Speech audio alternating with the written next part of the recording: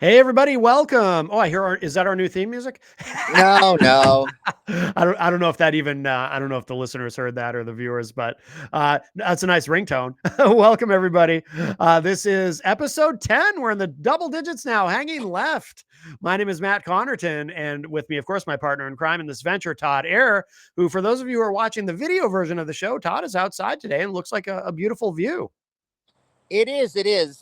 We actually, little quick side note, we're not like environmentalism isn't going to be like our topic of choice today, but Mm-hmm. just a fun little side note. It's kind of like, this is a good example of how you can like do almost like passive aggressive things that are like, are left leaning and, really sustainable and the right thing to do Mm-hmm. without causing a lot of, I mean, you do cause ruckus, but like not, it's passive ruckus. So Yeah. basically we own the vast majority of the woods behind us. Yeah. And people have asked us to tear it down multiple times and we just absolutely refuse. Really? Like, what Yeah, do you because mean? Like for I don't know, development? they want to put up dumb pools and Oh, um, like just crap. I mean, yeah, people yeah. just want to build big lawns that they then have to mow that they're not taking good care of. And Oh, I mean, I don't know. I just think, to me, who wants a big, huge lawn? right, right. No, it looks nice there. It looks really nice there. We should mention too, and by the way, we are again. Most people will get the podcast version of the show, but for those who are streaming the show live as we do this, it is Sunday, October 5, 2025. It is 2:12 p.m. in the Eastern Time Zone, and it is. I don't know what the exact temperature is, but I know it's. I believe it. We cracked 80 degrees again today in They say so. October. And it is very warm. Now, I'm of two minds on this, of course, because on the one hand, I am deeply concerned about climate change, but on the other hand, too, there's also the short-term thinker in me that says, "Boy, I sure do love this weather." So I grew up here in New Hampshire, and winters and well, fall and winter have both become milder and seem to start later and later. And I do enjoy the milder winters here. They're definitely not nearly as harsh as they were when I was a kid, either in terms of snowfall or temperature. But but yeah, it's 80 degrees and it's expected to be several days in a row, and it's October. And we have a terrible drought. There are parts of the Merrimack River right now. You could just, I mean, I can see them here in Manchester that you could literally just walk across. I've never seen the river so low. So that's concerning. So I hope everyone's enjoying the nice weather. I am, but I'm also concerned about the long term effects of this. But it's a beautiful day in New Hampshire, that's for sure. It is. It is. Though, I'm really ready for the fall. Oh, no, Um, not me. Oh, I hate oh, fall.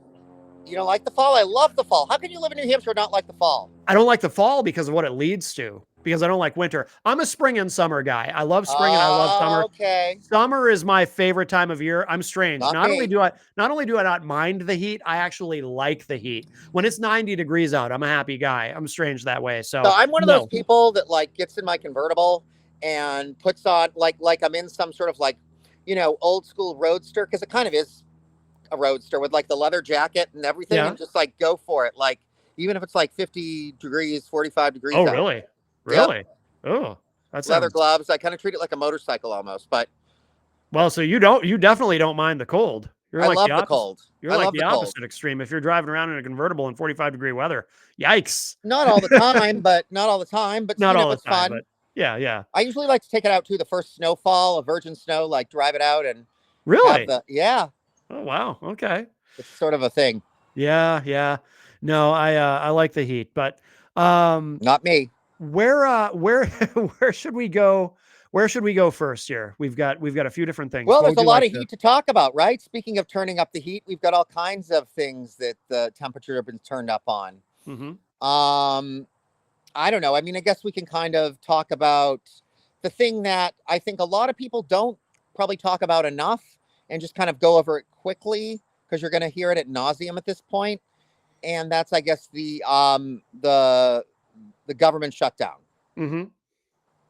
So, interesting facts about that government shutdown. Of course, the Republican Party is saying that it's 100% a political ploy. Now they're kind of backtracking and saying that, like, oh, all of the things that the Democrats wanted, we were ready to talk about that anyway. Okay, well, Right. listeners, that's not true. They were not wanting to talk about anything. As a matter of fact, but again, as some of the journalists um, and people have been so eloquent to point out, I learned today that 80% of those cuts affect like red states, Yeah. or Well, like 80% of the people affected are in red states, I should say. oh, absolutely. But as we know, historically, Republicans are never shy about voting directly against their own interests if they think that people that they don't like are getting hurt, and in the broader sense. Also, the lie is constantly repeated, and it is a lie. It's not something that's, it's not people bending the truth. It's not something taken out of slightly out of context. It is this lie that Democrats want to give undocumented immigrants, or they use the term illegal aliens, which that's what Republicans say, that they want to give them all health care, and that the Democrats are trying to get health care for all the illegal immigrants in the country. And they just repeat this and repeat this and repeat this, and there's no truth to it.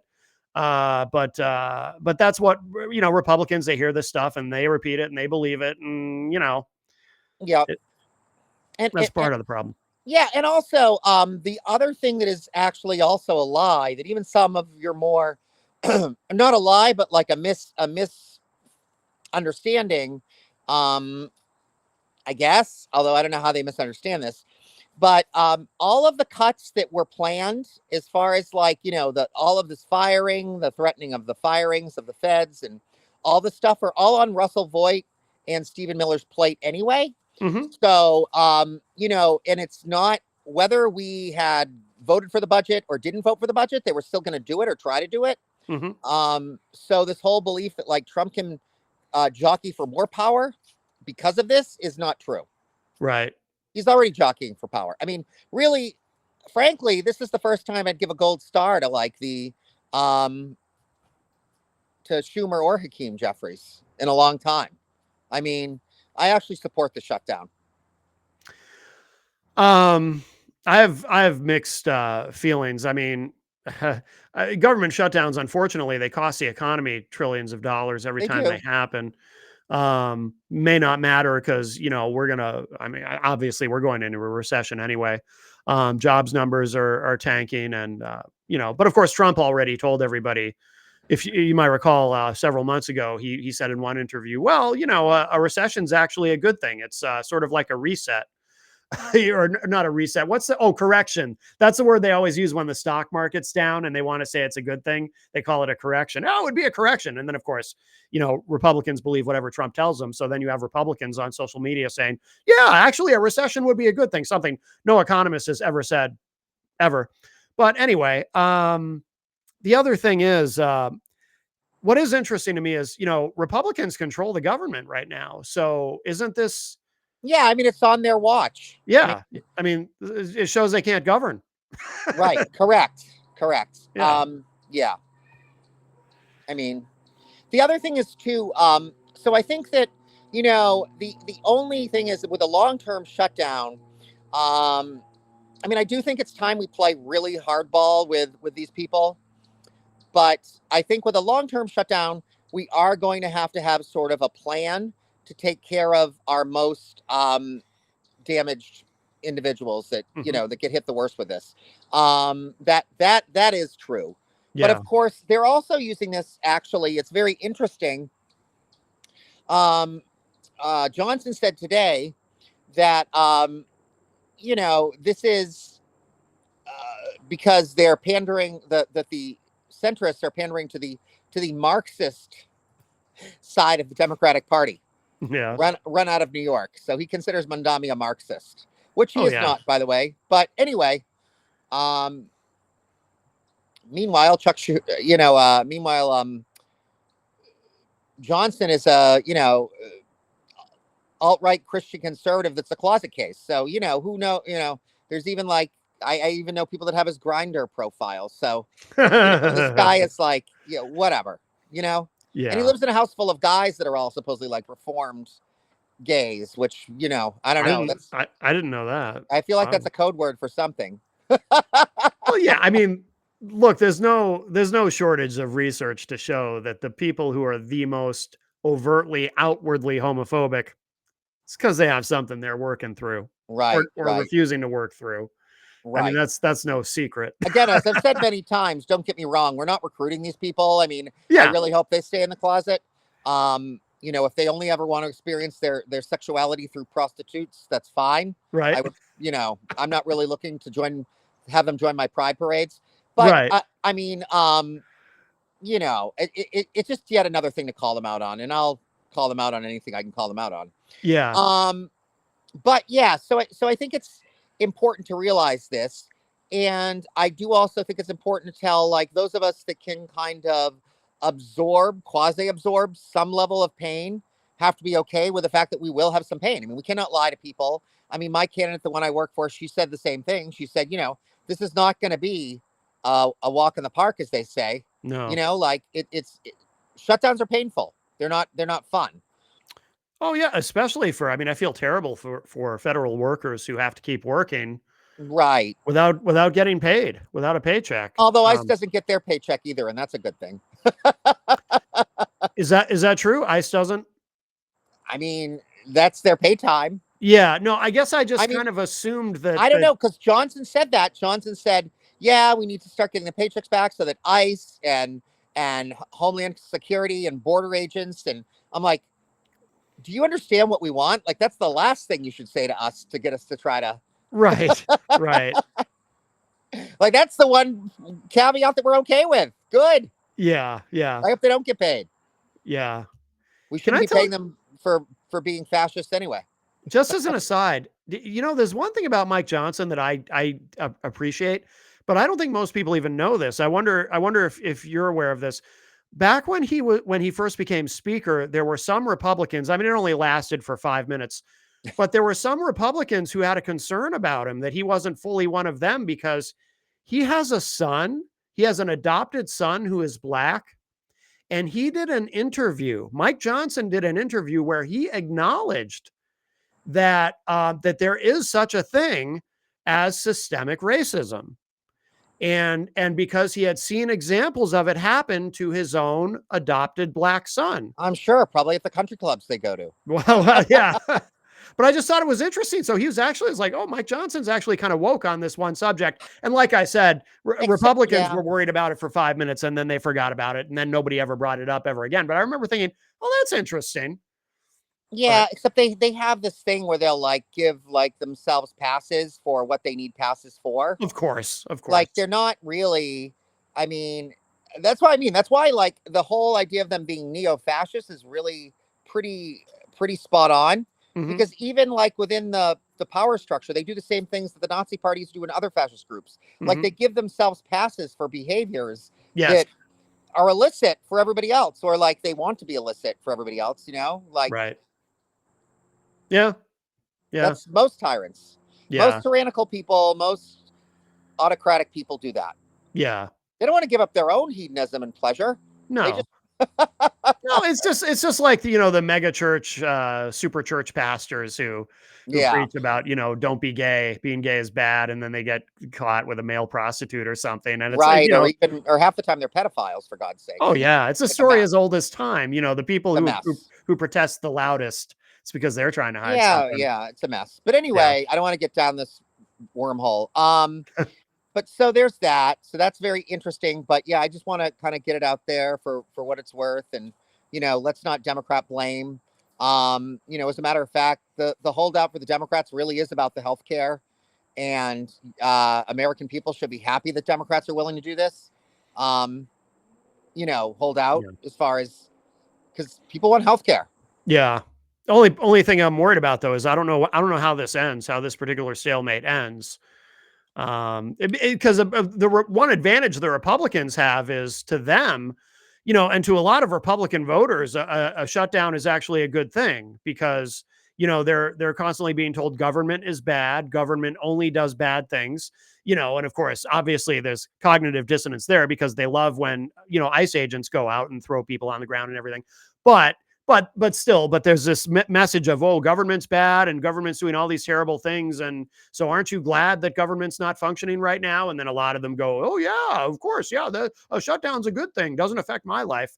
So Republicans always kind of have an advantage, like, this, especially this nihilism that has really taken over the Republican Party. Yeah, although healthcare is healthcare. I mean, they still need healthcare, and there's like this whole, like, which is why I'm always shying away from Democrats doing this, or whoever, or non-Republicans doing this. Like, it's silly. Like, it's really only a part of the story, a very small part of the story. If you say, oh, the Republicans have all the billionaires, number one, that's not true. Right. And number two, it's not. I mean, billionaires are always in the leadership. Like, that's not anything. I mean, as far as like in an autocracy, especially, right? Yeah. Like, your oligarchs are always going to be the wealthiest, Mhm. or in the wealthiest group. So that doesn't mean that the vast majority of their supporters are wealthy. As a matter of fact, if we're talking about swaths of wealth in this country, the vast majority of wealth as a group is probably leaning more Democrat now, because it's the upper middle class, the lower upper class. So like so the working wealthy, I should say, I mean, which is a huge range. The working wealthy are definitely going Democrat or whatever. They're not voting Republican now. It's only like people that like literally just own huge, companies. But anyway, that's neither here nor there. So the point is, whether they care to admit it or not, it's going to hurt their vote. Yeah. But again, it's like, it's almost like they don't care. I really have gotten the sense that Well, maybe they don't want to be in power anymore then. I don't think they see. There's this weird thing. This is the sense that I get from looking at the modern Republican Party. And again, I mentioned nihilism. It's almost like they're willing to do whatever, like pay whatever price they have to pay in the long term for the short term of showing fealty to their emperor, not because they want to, but because they feel like if they anger the emperor, then the emperor goes on X or Truth Social or whatever, gives them an insulting nickname, and then their political career is over. So I feel like they're playing this game where they don't want to mess up in the short term. They don't want to upset the God King. And they'll figure out the rest later. They'll figure out the long term. I mean, later. a lot of them are sorry, not to interrupt. A lot of them, their political career is over. I mean, honestly, I mean, I really think that's the other thing too. Like, if you look at, this is what I love to remind people of. If you look at any autocratic government of any kind, they got louder and they got more aggressive when they were losing. And these guys are getting louder and more aggressive. I mean, they are losing. They will lose because it's not a sustainable way to run a government. Like, especially with like, it's so top heavy. Yeah. Like, it's like, it reminds me, almost the analogy is like the guy that goes and works out of the gym and just works on his upper body and his arms and stuff, but like has stick legs. I mean, that is literally what the Republican Party is becoming like. And eventually, but the sad thing is it's like they're on steroids with the upper body. So like eventually their legs are just going to snap. It's like, you can't support that. I do like that analogy. I mean, they're all bros anyway, right? So, hey. Big upper bodies, but very small hands. Yep. Well, so anyway, so that's that. The other thing that's interesting, I think, going on right now is the whole conversation with Palestine and the supposed peace talks. That's kind of fascinating. There's so many things with that. It's very interesting. First off, I don't really believe it. Like, I just don't. I don't believe either side. It's not really in Netanyahu's best interest to allow this to go through completely. Because he's got to somehow control his position. I mean, all of Europe wants to try him at The Hague, for God's sake. So, like, he has to stay in power or he's in trouble. I feel like, though, so I'm curious what you think about. I feel like this whole thing was sort of when it was announced, when Trump and Netanyahu announced this deal. And then, of course, Hamas has to respond and agree to it. But I question whether this was done in good faith to begin with, in the sense that I feel like Trump and Netanyahu, from their perspective, probably figure Hamas isn't going to go for this, but this makes us look like the good guys no matter what, because and by the way, don't anyone take that wrong. I'm not saying that Hamas are the good guys. Hamas are terrorists. And I have no problem saying that. That is a terrorist organization. And I know some people on the left don't want to go that far. I will happily go that far. But I'm Well, it's just saying, not going far. I mean, they are. They're self-proclaimed. yeah, you and I agree on that. Some people on our Oh, side, they don't really? like to But I think go that doesn't far. Hamas admit that they use I mean, I Well, don't. yeah, yeah. Oh, yeah. I mean, by any reasonable definition, they are a terrorist organization, of course. But I think that Trump and Netanyahu, I think they probably felt like we're going to look like the heroes here. We have this historic agreement, and now we're going to offer this to Hamas, knowing that there's no way that they're going to agree to this. And then, because then Trump has already been making statements like Hamas better hurry up and get on board. Or, well, actually, he even said this when they made the announcement. Now that it's coming back to me now, he said they better get on board, because otherwise, I'm going to tell Bibi, do what you got to do. And in my mind, I took that to mean, okay, they know Hamas is probably not going to get on board. So Right. this is then the pretext for Netanyahu to, Trump even used these words, I'm remembering now, finish the job, quote unquote. Right. And I think we all know what that means. Right. So I think that well, the other thing is too, I think there's definitely some truth to that, because you've also got a situation where, so one of the things they put in there was like total disarmament of Hamas. Mm-hmm. And honestly, and again, don't take this the wrong way, I think Hamas is horrible. Yes. But if I were Hamas, I'm not going to totally disarm until I know I'm safe to totally disarm. And what's stopping Israel once they disarm of going there and just like taking out everyone that they think is, right. So maybe they don't do it in a warfare method. Maybe instead they do assassinations. But I mean, once Israel gets what they want, it's debatable whether or not they're gonna abide by the peace treaty. Right. I mean, Yeah. I don't trust them.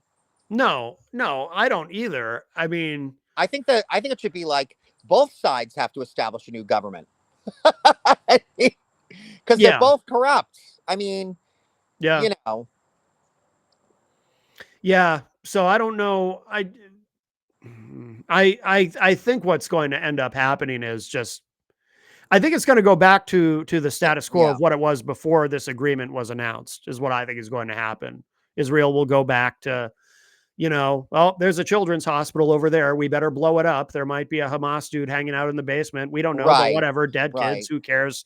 They were going to grow up to be terrorists anyway, right? Wink, wink. That's the whole vibe. And I think they're just going to go back to that. And I think this will drag on. I don't know if I should say this live, but like on a political standpoint, I don't want him to succeed. I don't want the success to be on Trump's watch. Oh, I see what you're saying. Yeah. Yeah. Which, whatever. Well, I'd be happy to see a resolution. Well, we have to leverage it in such a way, though, that it's not his credit. Right. Yeah. I mean, it's important. Screw this. I mean, I don't know. Maybe he's like opened up like a little bit of my like evil side, I guess. I don't know. But I'm just like, we can't let him have wins. We got to get rid of this dude. Yeah. Yeah. I know, I'm horrible. Well, you know me, I look at it a little differently. I mean, from the point of political strategy, I agree with you. But at the same that's time, all I'm saying. I mean, otherwise, no, I know. Politically, it's better for us if he doesn't succeed. But for the sake of of everyone involved, I'd rather. But then I guess to play like devil's advocate, maybe it is better for us, because then we don't have to like sit and go on ad nauseum as to what our stand is on Palestine. And we can well, that's true too, because as we're running as Democrats, like we don't have to like go into all the nuances. Like, we're cool, but it's done. So now let's go into like what's happening here in this country. Right. Yeah.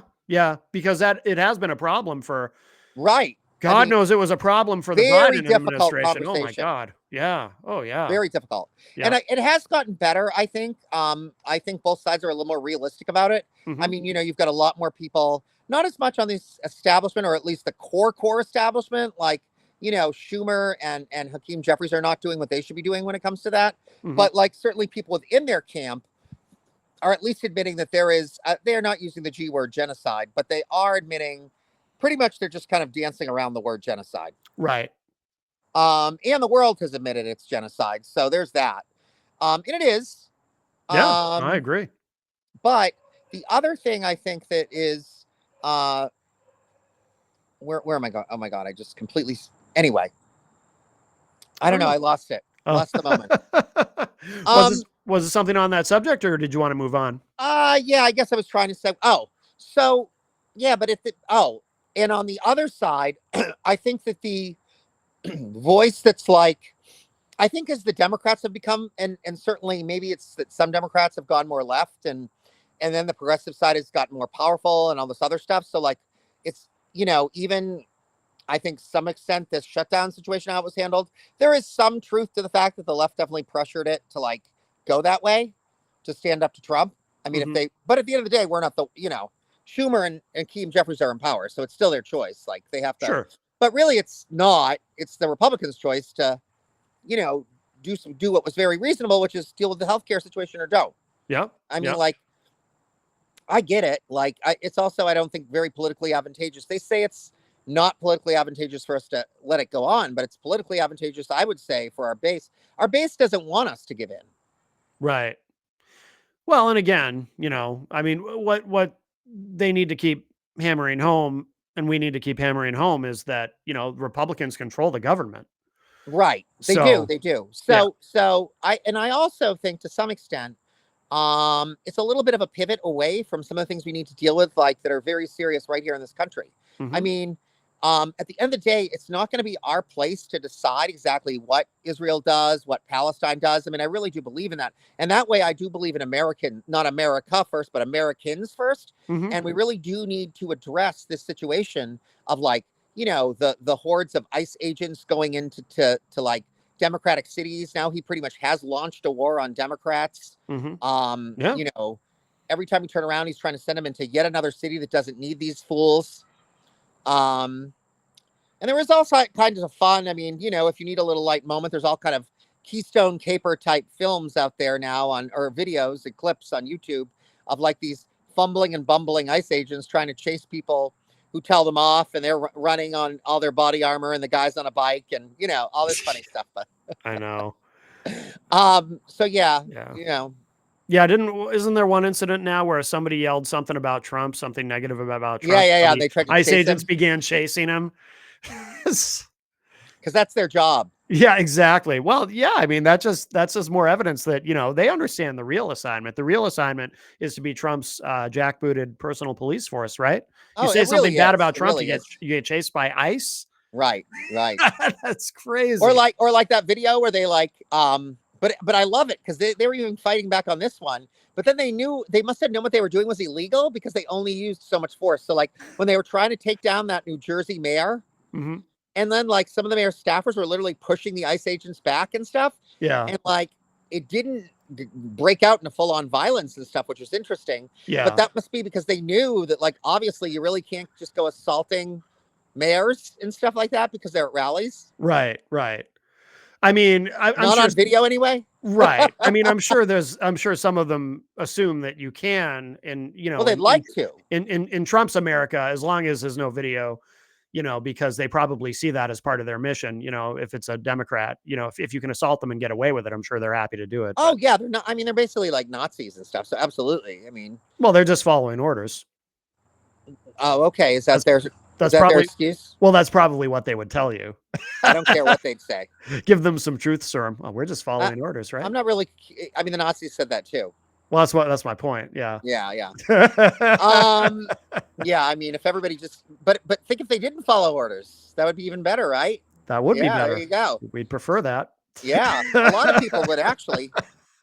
So then, so there's that. So we've got them attacking Portland. We've got them attacking Chicago. We've got that mess. And Yeah. then we have our lovely Kelly Ayotte, who pretends that she is I guess if there is such a thing, like a centrist Republican, when she's a full-on MAGA Republican. I mean, she takes dark money from Blackstone. That's why the housing is the way it is, Yep. because she's giving it to like big, you know, conglomerates that want to like keep the housing prices expensive and want to just Yes. build like luxury housing and that kind of thing. They don't really have an interest in affordable housing. That's Uh, something that doesn't get talked about enough. Yeah. right, right. I mean, she's made conservatively at least like 750, but it's probably more than that. I mean, it might be in the millions at this point Hmm. as a lobbyist for Blackstone. So there's Yes. that. Yep. And but we got to be careful with her because she, like, if you notice, like, even with the shutdown, she was like, "Come on, guys, let's just get back to work, guys." Like, she's Right. very careful not to call out Democrats on television anyway, Yeah. because I think she knows. As a matter of fact, like, I just did the numbers. So I think both of us, to some extent, have to be somewhat careful about this. I just found out that, like, something like the high 30% of District 1 from my boss's district is independent. Yeah. Well, it doesn't surprise. So, New Hampshire has always had. I mean, I think we have one of the highest rates of independent voters in the oh, we country, do, don't we we? do for Yeah. sure. But Yeah. her area, it's understandable now. I didn't always fully agree with the whole, like, I felt like she was pushing the whole reach across the aisle too much. Yeah. But now that I've looked at the demographics, I mean, I get it. Yeah. And at the end of the day, I'm not the one running. I'm just helping her run. So, like, she can decide.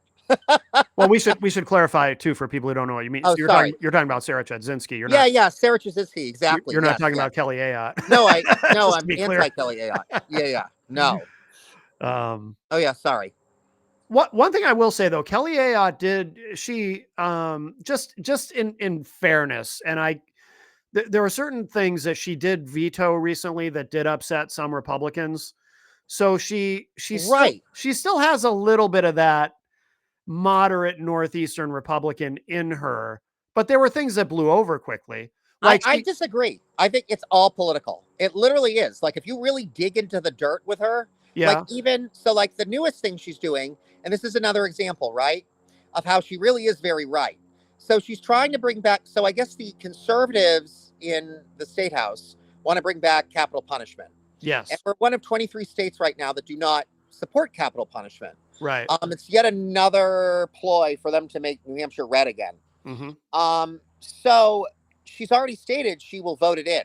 yeah, And you don't have to go too far back. In 2019, she had just gotten done her stint, I believe, as the Attorney General of New Hampshire. And then hmm, she went as a citizen, and she's so pro capital punishment that she went as a citizen to argue that against the repeal of capital punishment when they voted it in 6 years ago. I actually didn't know that. I didn't realize that. Yep. No. Um, Well, one of my new goals is to take down Kelly Ayotte. So I make Yeah. it my business to know everything horrible about her. the capital punishment thing is infuriating to me. By the way, that's one of the few things as far right as my father has, respectfully to him, because I know he'll watch this. As much as he's gone to the right, generally, this is something he and I still agree on: is capital punishment. He has always been and still is, very much opposed to it. When I was growing up, this is one of the first political issues that really got me interested in politics, was capital punishment. I was watching an episode of Donahue. We all remember, Phil Donahue, or those Yep. of us who are old enough to. And he did a show on capital punishment. I don't remember who any of the guests were or anything, but there were these anti-death penalty, activists on his show talking about how, it doesn't do anything to prevent murder, and sometimes innocent people, are convicted and sentenced to die. And then we find out later, when it's too late, oops, turns out they might not have been guilty, or they definitely were not guilty, and so forth. And so that was one of the things. And I remember having a conversation with my dad about this. I don't know, he might remember this, but I went to my dad and I said, "Dad, how can this be? And I don't understand this. It doesn't make sense." And he said something like, "Well, Maddie, it shouldn't make sense because it's wrong. And the government should not, execute people, because you're right. Sometimes people who are innocent, they get convicted of something they didn't do. And then, it's too much of a risk to be Yeah, taken and with human life." right, and really, what's the harm? I mean, if we so even if they're right, and someone spends like their entire life in prison without parole, I mean, honestly, it's really, frankly, it's more of a punishment too. I Yes. think. Yes. Um, And it's cheaper. It's very expensive very to execute much people. cheaper. Very Oh, it's expensive to like, execute people. Yep. last time I looked at numbers, it was like two and change, Mhm. 2 million and change Yes. per execution because of all the appeals they get, and Yep. but then they try to slow down the appeals, like the Yep. prosecuting side, so that makes it cost more. Yep. So yeah, it's not cost effective. I've No. also seen stats, and if you compare violent crime with states that have capital punishment and violent crime in states that don't, as a matter of fact, I bet you could argue I'd have to probably really dig a little bit deeper into it. But there's a lot of violent crime in a lot of these states that are red states, and a lot of those red states tend to be capital punishment states. Yeah. And so it doesn't seem like a big deterrent to me. No, it also doesn't make any logical sense that it would be. I mean, I've never Well, in the contemplated midst of a crime, you're not thinking about this, right? You're not like, first off, exactly. these people aren't so most murder, I don't know if people realize this. Most murder is crimes of passion. Yeah, It's internal. It's like anybody I would it's it's in your inner circle. So it's friends on up. It's a lot of yeah, domestic abuse gone horribly awry. It's these yeah, types of things. yeah. It's people losing their cool and not thinking. Right, right, exactly. I've never contemplated murdering anyone or even been close to doing so, Right. but I don't think I find it hard to imagine that if I did want to kill somebody, that I'd be stopping to think, okay, well, let's see, do we have the death penalty in this state? Because if we do have the death penalty, then maybe I shouldn't commit this Maybe I murder should go to because I another might end up state. dead. But yeah, go to a red I state. mean, hey, I've got this like burning urge to just kill someone. So I'm Right. gonna go to a blue state now to make sure I don't. Right, right. Yeah, I mean, it's just bizarre that so many people think it actually is a deterrent to anything. It doesn't even make Right. any logical sense. And the ones that are gonna do it anyway, like the hardcore killers, like the serial killer people, like your BTK and those crazies. Mhm. And they're gonna do it anyway. They could care Right, less. These people right. are maniacal. I Yeah, mean, they're you know, yeah. they're not right. These people, they don't have a social conscience, much Yeah, like Stephen Miller and yeah, exactly. The other interesting thing about the death penalty to me is that it's one of those few issues, and there are very few, that is, well, I can't say it's nonpartisan. It's definitely somewhat partisan, but not as partisan as most issues. Because if you look at statistics, if you look at the numbers, historically, yeah, people more conservative tend to be more pro, and people more liberal tend to be against. But there's a lot of traffic in both directions. yeah, but There's a lot of Democrats who like the death penalty, and a lot of conservatives who say, no, actually, we don't like the death penalty either. So it's so interesting. there's a couple reasons. Number one, I think some conservatives, especially like the conservatives that truly are like religious, Hmm. it's not really, and also depending on whether they're like Old Testament or New Testament. Hmm. If they're not Old Testament, they're kind of newer.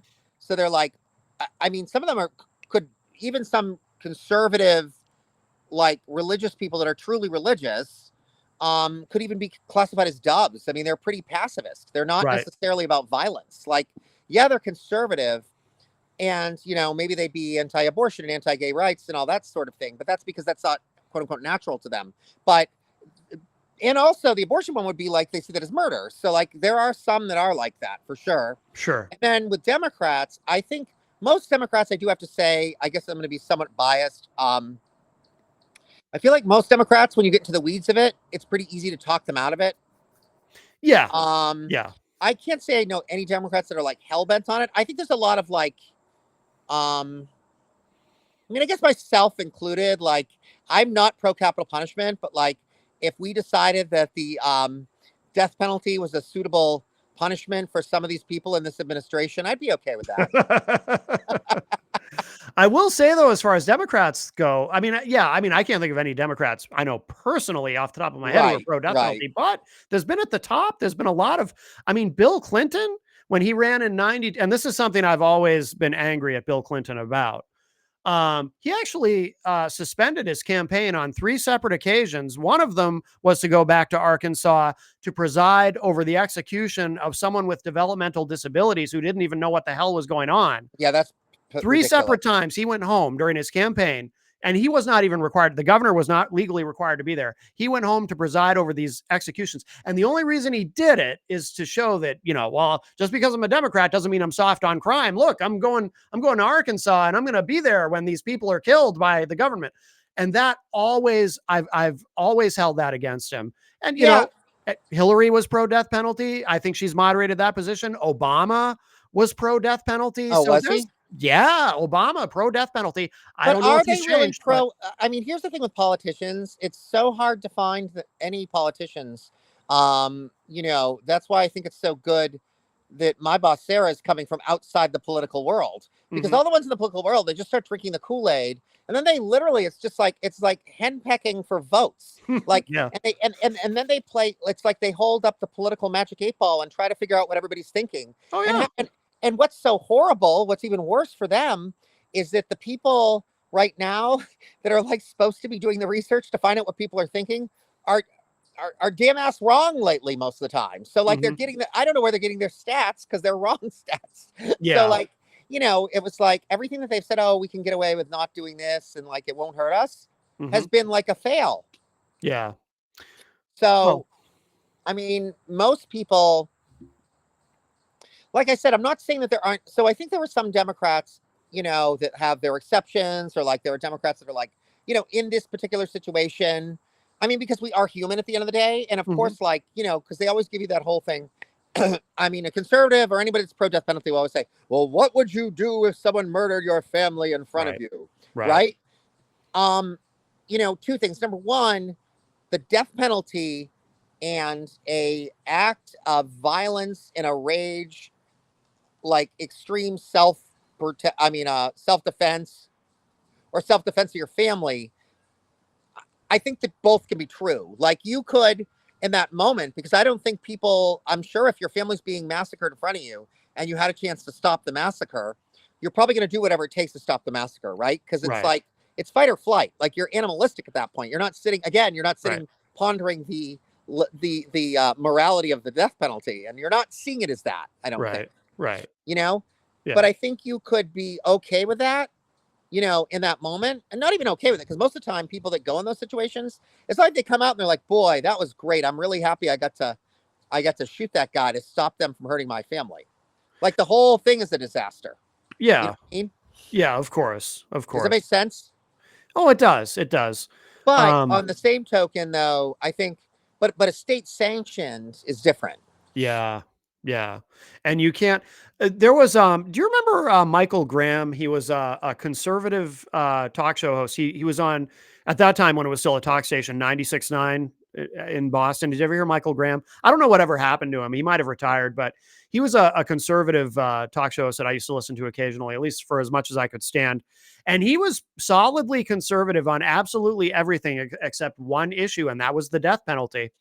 And he wouldn't go out of his way to talk about it. But when asked about it, a caller asked him about it one day, and he said, no, this is the one thing where I disagree with my fellow conservatives. And his argument was, he said, as conservatives, we don't trust the government. We don't trust the government to do anything right, to get anything right. So why do we make an exception for it when the government is convicting someone and then executing them for murder? Why do we trust the government to get that right when we don't trust them as conservatives? We're not supposed to trust the government to get anything right. And he said, that is why I oppose the death penalty. That was his argument. Plus, I think, and maybe I don't know what it would be like nowadays because there's so much like, visceral and anger and whatever. But like back in the day, it wasn't that long ago that if you ask people like, "Oh, are you for the death penalty?" They say yes, and then you say, "Okay, well then, what if you had to be the one? What if that was the rule? Like you had to be the one to like go execute these people? Could you do it?" And many of them say no. Right. Of course. So, that's why I mean it's not like not many people are like, you know, uh, unbending on it. Like it Right. seems like you can usually convince them. Most people Well, don't want to go kill people. right. Well, numbers bear that out too, because if you go back and you look 20, 30 years ago, I think a majority of Americans were pro death penalty, and that has shifted over time. I think now Yeah. a majority of Americans oppose it. And even among conservatives, a lot of conservatives have moved because even Sean Hannity, again, he doesn't go out of his way to talk about it, but Mike Farrell of MASH fame was on his show, and he works with, what's the name of the organization now? The Innocence Innocence Project. Project. Yep. Yes, yes. And he actually convinced Sean Hannity because after the segment that they did together, Hannity, to his credit, he went and did the research, and he said, he acknowledged this. He said, I didn't realize just how many of these cases were questionable, how many of these cases they find out later through either recanted testimony or new evidence It's that a also mistake was right. made. And he flipped on it. He flipped on that issue. It's also classist and racist. Mm, that does play a Um, role. Yes. like it disproportionately so very disproportionately it's people in lower income brackets that are executed. I mean, Mhm. you almost very rarely hear of anybody. I mean, you barely hear of anybody even middle class being executed. Never mind, like Right. it's always working class or very poor. Um, True. or just like psychopaths. I mean, I guess there are some comfortable psychopaths, but Yeah.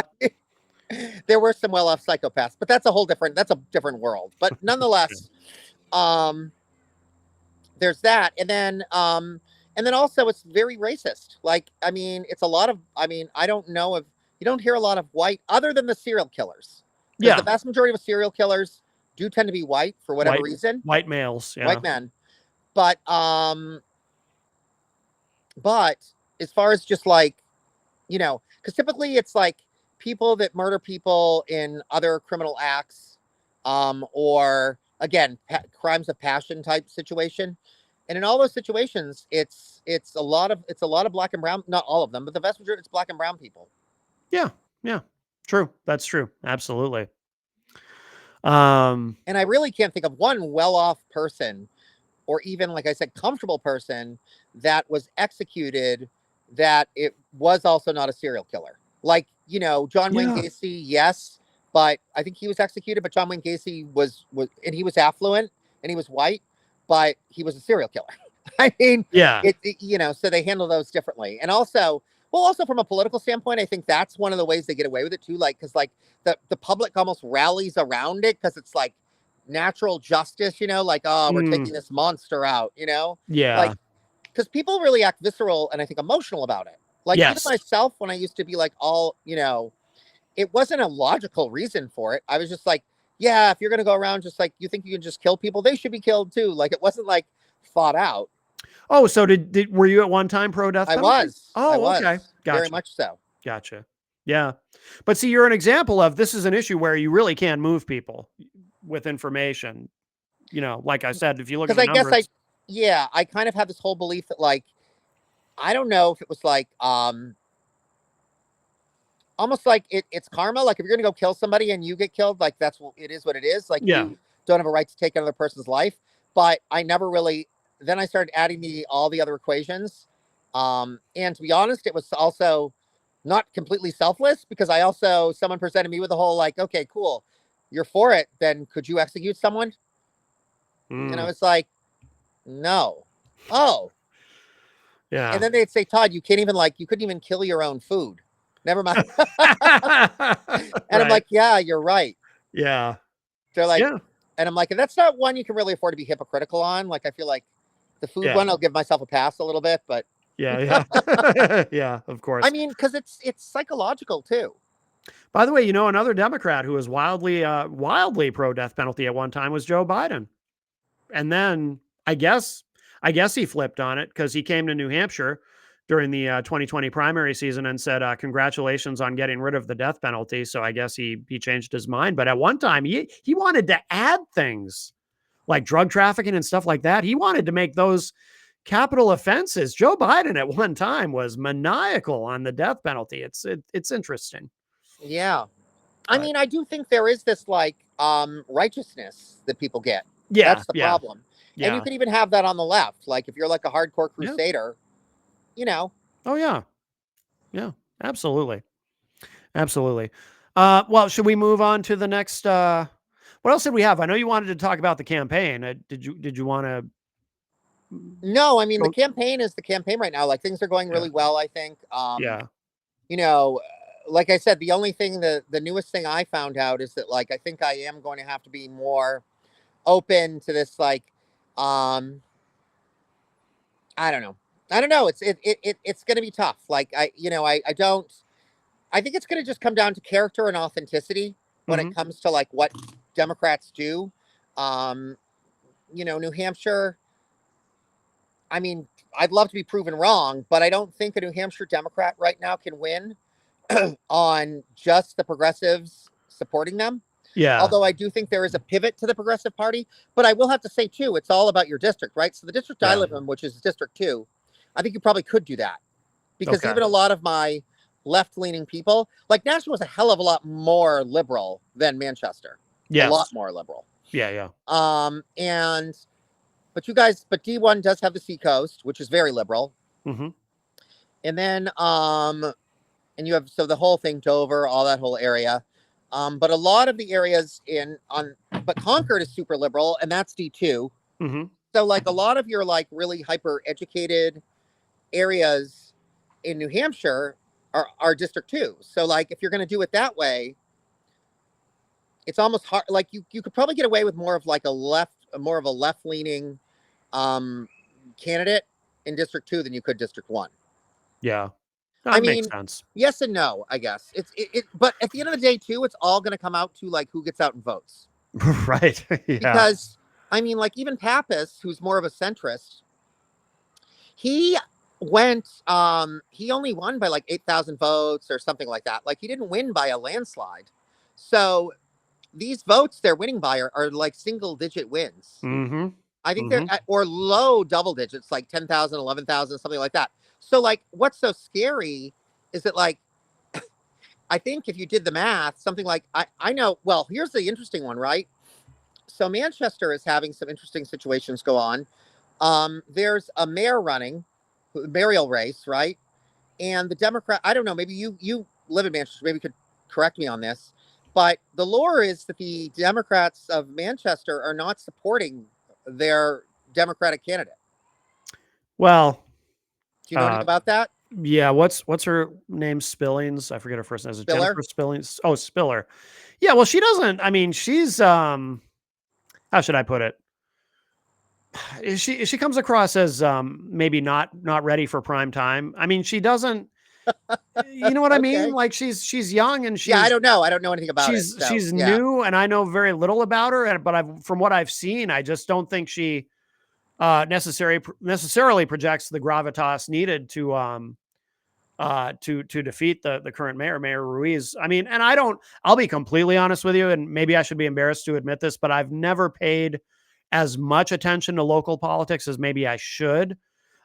Because I've always been so obsessed with national politics that, No, me too. And I think that's pretty normal. But now, yeah, especially like, it's kind of, I guess, difficult to get too like worked up unless you're, I mean, to be honest, I mean, don't take this the wrong way, Matt, but there's a lot of brokenness in Manchester. sure. I mean, Oh, I agree. it's kind of embarrassing, but also where's Kelly Ayotte? Like if that was my largest city in my state, I would put some personal investment into it. I would Yeah. not be satisfied with the ramshackleness that is Manchester as far as the infrastructure. I mean, it's kind of broken. Yeah. No, I agree with you. So I don't know. Someone's got to do something. Like yeah. it doesn't matter what I mean, obviously, I at least for now anyway. I'm basically 100% I don't know. It just tends to be where I am at this point. Yeah. I can't see myself voting for anybody that isn't a Democrat, other than maybe someone that was non-party. I would Right. consider that. Sure. Sure.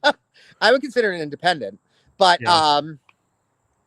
yeah, but even still, whoever it is needs to go in and do some work. Like to me, it's scary to me that like, because I mean, it's not the only large police force, but Manchester Police Force is pretty big. It's one of the ones that has some of the most like equipment and tools and resources. And you don't want that managed by a mayor that's haphazard.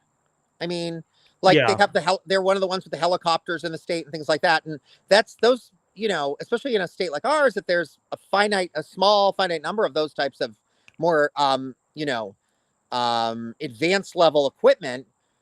Well, you want the people sort of over that helm to like have a clue. Right. Right. It's funny as you're saying that. I remember. Do you remember this was maybe 10 years ago, roughly, when in some communities, and Manchester might have been one of them. I'm not sure now. Some communities were getting Bearcats because this was leftover surplus. The United States Army didn't need them anymore, so they were being given. Of course, they're not really free because you got to maintain them and put gas in them and all that. But do you remember this? And then there were some people on the right, some of the more libertarian minded people on the right who said, we don't need our police forces having these having Bearcats. I can't remember what a Bearcat even looks like. Yeah, I mean, I think it's like a kind of like a tank, Humvee, like a somewhere between a Humvee and a tank. Like it's the ones they drive in, and it's got like it doesn't have tank wheels, but it's got normal wheels, but it's a tank otherwise. Yeah. And there was a lot of controversy around this. Now, where the Republican Party is today, those same conservatives who, are more libertarian minded people who opposed it then today would probably be fully on board. Like, yeah, let's let's give the, or you know what they would say is, let's give the Bearcats to ICE. Oh my And God. that may yet be coming, and that wouldn't shock me at all. But when you mentioned that about the police force, that reminded me of that. But again, attitudes have changed. Like a lot of conservatives, those same conservatives 10 years ago today would probably say, yeah, by all means. Except that it's interesting because like then there's that whole mess that, and part of it is I think because he's got such little respect inside the military. But a lot of people in the military, unless they're, um, you know, ring kissers of the Mad King, do not like Hegseth at all. I mean, Yeah. he has zero military experience. Right. He has certainly zero warfare experience of any kind. Like Yeah. it's literally like Fox and Friends plays the Secretary of Defense. Yeah, that literally is what it is. I Yeah. know. Yeah. So, and he gets up there and he says things that like sound like you know, they might be good on like a script of a John Woo film or something like that. It's like, dude, I mean, what Yeah. is your deal? Like this isn't even realistic. Like his Yeah. whole like what was this last one like? Basically fatality is our blood or something like that. Like I forget Oh, he used a Oh. Rush Limbaugh quote at one point. Oh, is He- that so? It he- wasn't even his quote. That's good. So he uses dumb it came, quotes. it came from Rush Limbaugh. The thing about the Oh, military is, lethality. well, yeah, and he said, but the quote was, he said, the military is supposed to kill people and break things, or the purpose of the He military did is to that, kill but then people he and break also things. said that lethality is our job. Yeah, yeah, That's the most recent one he said. right. And that we are okay with being lethal so that everybody else doesn't have to be. Even General LeMay, I of know, all was people, like, said peace is our profession. That was his motto. right. I mean, but honestly, this and guy, now, and I guess it didn't work so well, but also I guess it's pretty easy to say lethality is your religion when you're not going to be the one doing it. Like, yeah, he's just going to sit around and dance in front of cameras and stuff. I don't know what the hell he does. Honestly, he's a loser. What a clown. Yeah, he's a clown. And So many clowns. And then Kash Patel. So Kash Patel's latest is he just fired a guy in California for Mhm. having a pride flag. So I always thought he was a loser too. They're Yeah. all losers. I mean, Kash Patel looks like he's on like some kind of like he's doing too many bath salts. And he's a Besides- convicted felon. Great. I mean, that doesn't matter in today's Republican They're all Party. criminals. But Yeah, it's another one of my favorite terms is the MAGA mafia. That's what I call them, the MAGA mafia. yeah. It's not a government. They're a bunch of mobsters. Yeah. I agree. And now we've got Thomas saying, to add the cherry on the cake, we've now got Thomas saying, well, it doesn't, who cares if it's a law right now? It doesn't have to stay a law. Like, that's his thing. And he's supposed to be interpreting the Constitution and like with gay marriage and all that stuff. So now he's like, I don't have to follow laws. Basically, I can make my own law. Well, he hinted at that when they overturned Roe v. Wade, when Justice Thomas said in his opinion, he said, this may open the door to overturning other things too, like gay marriage and so forth. This might only No, be but the the fact that beginning. he outright said he doesn't want to follow laws. I mean, and he's a judge. Right. I mean, Yeah. Well, here's my, I want to go on record. Yeah. Okay. I am anti-capital punishment, but there is a list of people that I won't protest if they are going to be put to death. That's a better way to put it, right? Sure. So, like, I'm not going to go actively and stop the assassination, of course, no. But I'm not going to go actively and stop, like, it's not going to happen. But I'm saying if for some reason, these people were tried at The Hague and that was the assessment was that they were to be put to death, I'm not going to be out holding signs saying, free Trump, free Thomas, free, right. if that's it, so be it. I'll just wash my hands of it. I'm not going to actively be like, yeah, let's do it. Like, whatever. Right. Let the chips fall as they may. It's okay to be indifferent sometimes, right? That's indifference is really my best friend. I really like indifference. And so sometimes it can be useful. Yes. Really can. Right. Just like we joke around so much on my team, on my field team, and we're always like, at the end of the day, we're not the candidates. So like we can tell Sarah and it's important that, people do realize that we are unique in the sense that we do formulate our policies, and we're actually in the process now of really digging into that. We got somebody on board that's really good with policy. Oh, just good. Good. recently. Okay. But we do formulate these things in a socialistic type environment. I mean, we do all sit Sure. around and talk about it and see if it works. But Yeah. it is true. At the end of the day, it has to be very much her because, like, I'm not the one that's going to be standing in front of the. I mean, sometimes, but certainly not as much as she is. I'm not the one accountable. Let's put it that way. They're never going to be like, damn it, you know. Let's say, hopefully, we win, and then we're in DC. They're not going to be like, that Todd, his last bill, that was awful. No, it's going to be my boss's bill. Right. So, like, Exactly. so Exactly. it's important, but it's also important on our side too to remember that. Like, Yeah. and I try to take that into account. It's like I said, I'm a progressive, but I'm pragmatic about it. Like, Hmm. which is why I did this assessment recently about her district. I think if you go too crazy far left, it could backfire. Oh, sure. Yeah. Especially in a place like New Hampshire. Right. Yeah. You can't I think ideally I can't turn New Hampshire into New York City, unfortunately. Right. Right. But I don't want to. Vermont, though, sure. It could be Vermont. I'd be Yeah. okay with that. Yeah. Yeah. Yeah. There you go. There you go. Well, we've been at it just over an hour. Should we? Okay. Is there anything we didn't get to that you wanted to talk about, or? I think we did a pretty good, like, kind of, um, you know, broad brushstrokes over multiple topics today. Yeah, definitely, definitely. All right, very good. And oh, did you want to plug the campaign website for Sarah? Yes, just Sarah C. 603.com Okay. All right. Very, very is the good. campaign website.